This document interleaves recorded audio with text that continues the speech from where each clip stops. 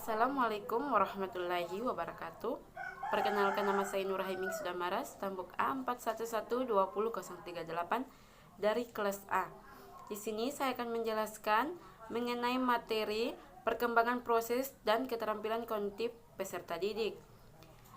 Adapun definisi perkembangan proses dan keterampilan kognitif peserta didik, salah satu tujuan pendidikan Islam berupa pendidikan akal al-ahdaf al-aqiyah yang mengarahkan pada perkembangan inteligensi yang berguna yang mengarahkan manusia sebagai individu untuk dapat menemukan kebenaran yang sebenar-benarnya.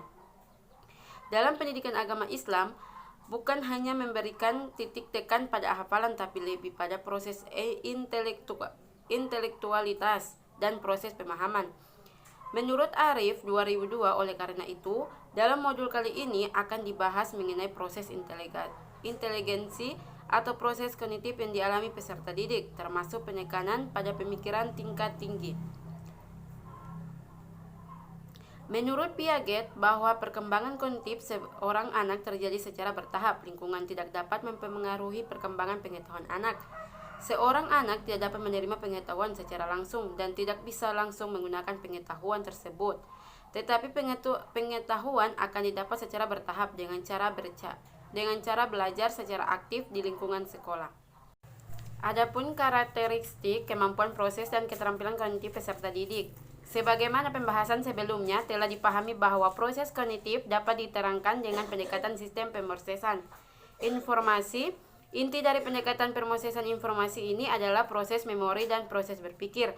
Menurut pendekatan ini, anak-anak secara bertahap mengembangkan kapasitas untuk memproses informasi, dan karenanya secara bertahap pula mereka bisa mendapatkan pengetahuan dan keahlian yang kompleks.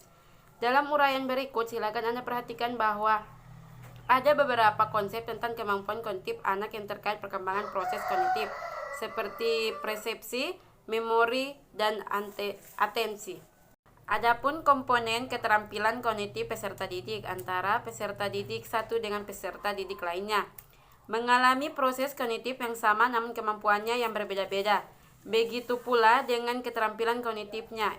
Itulah salah satu yang menyebabkan tiap peserta didik memiliki kemampuan yang berbeda-beda.